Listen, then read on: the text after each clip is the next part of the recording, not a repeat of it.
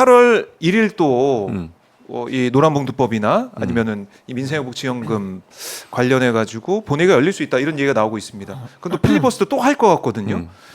필리버스터 이거 어떻게 보셨습니까? 이번에 5박 6일하는 거? 그냥 보여주기죠, 그것도. 그것도 보여주기, 다 그러니까 보여주기. 아니 왜냐면 예. 국민의힘 의원들도 알아요. 24시간 지나면 다 멈추는 거. 알잖아요. 근데 왜 하는 거예요? 그리고 보니까 뭐 밤에 되니까 다 아무도 없고 연설하는 사람 혼자만 있는 경우도 있더라고. 독백 수준이에요, 거의. 뭐 하는 거예요? 국민의힘 의원들이 한 명도 없어. 우원식 의장이 어떻게 된 거죠? 그러니까요. 국민의힘이 한다고 해서 했는데 그리고 조까지 듣는 짜이는 거 사람이 제가 알기로는 조를 짠 걸로 알고 있거든요. 네. 그 몇 시부터 몇 시까지 누구 지키고 다 어디 간 거예요, 그 사람들은. 이럴 거면 왜 하는 거예요, 대체? 이거 보여주기 아니면 예. 뭡니까, 대체? 그리고 본인들도 알아. 언제쯤 끝날 때쯤. 그러니까 그 다음 순서 누구 정하고 이러는 거 아니에요. 어차피 안 되는 걸 알면서 이런 행동을 하는 것은 그야말로 대통령실에 보여주기고. 용산을 향한 그렇죠. 보여주기. 어필이죠. 그러니까 저는 이런 게 너무 네. 보여주기를 하다 보니까 의미도 없어요. 왜 필리버스터를 하는 거예요, 대체? 그냥 어차피 시간만 지나면 통과될 거 아니에요. 네. 그럼 또 거부권 행사하세요, 그러면. 그렇게 해보세요. 한번 언제까지 가나 보게. 지금 방송사법 거부권 행사하면은 거부권 19건 19건 됐죠. 그러니까 이게 뭐냐고요, 지금. 아니, 그러니까 대통령이. 국정 그러니까 마비 상태, 국정 마비. 우리나라의 그 건국 이후에, 그러니까 네네네. 우리나라가 출범한 이후에 가장 많은 거부권을 행사하는 대통령이 될 거예요. 저는 그렇게 봅니다. 이승만을 뛰어넘는. 네, 뛰어넘는. 충분히 그러고 남아요. 그러니까 저는 지난번에 저희 오마이 TV가 생중계로 보여드렸던 자는 의원들의 모습 필리버스터 맞아요. 할 때. 근데 이번에는 어디 이제 사진에 야구 중계 보고 있는. 그래도 찍혔더라고요. 국민의힘 의원이 처음에 또 이 최영도 의원이 와서 처음에 이제 필리버스터 시작했는데 네. 얼마 안 돼서 또 야구 보고 있는 의원. 그런 거는 보면서 정말 진정성이 안 느껴진다. 그러니까 국민들이 이거 외면하는 것이고 사실 테러방지법 때 필리버스터가 오랜만에 부활이 돼가지고 그랬었지. 그때 얼마나 많은 국민들이 주목을 하고 그때 뭐 열 몇십 시간씩 하는 뭐 안민석 의원이 제일 오래 화장실 했었죠. 맞아요. 갔다 오고 막 이런 일도 있었던 것처럼 그냥 걔 지켜보고 있잖아요. 맞아요. 그만큼 관심이 그랬었죠. 컸는데 이제는 필리버스터도 형용화가 됐어. 너무 사람들이 이거 왜 왔느냐 이런 생각을 계속 할 수밖에 없는 거 아니겠습니까? 그러니까 이제 정치 사망이라고 하는 안타까운 정치 현실을 그대로 보여주는 네. 거고요.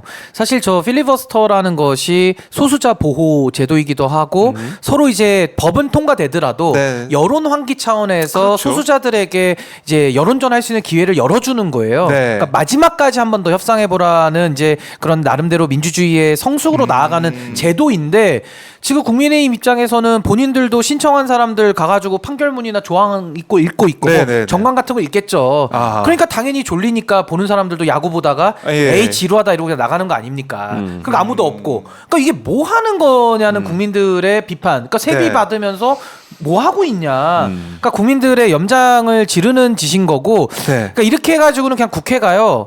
아무 의사결정도 못하면서 또 일방적으로 그냥 밀면 또 국회가 통과시키고 또 필리버스터 통과되면 거부권 또 재의결 계속, 이 도돌이표가 이제 계속 도는 거기 때문에 네. 저는 윤석열 대통령은 우리나라가 그래도 민주주의가 많이 성숙된 상황에서 당선된 대통령임에도 불구하고 가장 민주주의를 퇴행시켰다라는 전 역사적 오명을 저는 벗기가 어렵다라는 생각이 듭니다. 이 검사 탄핵 관련해 가지고 계획을 오늘 의결할 것 같아요. 검사 탄핵 첫 청문회가 있을 걸로 예상이 됩니다. 네. 물론 뭐 국민의힘에서는 또 여러 가지 뭐 이재명 방탄 이런 얘기를 할 걸로 예상이 되는데요. 자, 이 첫 검사 탄핵에 대한 청문회 어떻게 좀 보고 계십니까, 교수님은? 아니 뭐 네. 저는 검사 탄핵을 해야 되는 이유가요. 검찰 공화국이라고 얘기하고 있지만 검사들을 견제할 수 있는 수단이 하나밖에 없어요 지금. 그러니까 우리가 갖고 있는 유일한 수단이 국회에서 탄핵하는 방법밖에 없어요. 예를 들면 공수처가 있지만 공수처가 제대로 수사를 하지 않고 있다는 여러 가지 의혹들이 많이 있잖아요. 네. 또 공수처장을 대통령이 임명하다 보니까 그런 부분에서 공정성을 담보하기가 어려운 부분이 있고 또 하나는 검찰 스스로에게 맡겨놨더니 제대로 못해요. 왜냐하면 기소권을 독점하고 있는 검찰이 제 식구 감싸기를 너무 많이 했잖아요 지금까지. 그래가지고 김학의 전 차관 문제도 그렇고 검찰 출신들에서 제대로 수사한 적 있습니까? 그 99만 원짜리 그 세트 그것도 기억나시죠? 아하. 그렇게 해서 검찰은 검사들을 다 봐주고 넘기고 이래요. 그러면 검찰이 잘못한 일이 있을 때 누가 견제를 하냐고요. 유일한 견제 수단이 국회 입법권을 통해서 검사 탄핵을 할 수 있도록 법에 보장돼 있습니다. 국민의 대의기관이고 국민의 민의를 전달하는 국회에서 그 권한을 적극적으로 활용해야 한다고 생각해요. 네. 그러니까 검찰들 입장에서는 그냥 뭐 잘못된 수사를 해도 또는 기소 안 해야 될 걸 기소를 해도 또는 기소해야 될 걸 빼줘도 전혀 처벌을 안 받으니까 그냥 그런 행동을 계속 하는 거예요. 그러니까 결국 검찰이 썩고 이렇게 부패가 많은 거 아닙니까? 그걸 막기 위해서 검찰에 대한 견제를 적극적으로 활용해야 된다. 그래야 검찰들이 무서워할 거 아니에요. 네. 내가 이렇게 보복 기소를 하고 내가 이렇게 나쁜 짓을 하면 또는 부정을 저지르면 나도 탄핵당할 수 있겠구나. 이런 생각이 들 때 조심하지 않겠어요?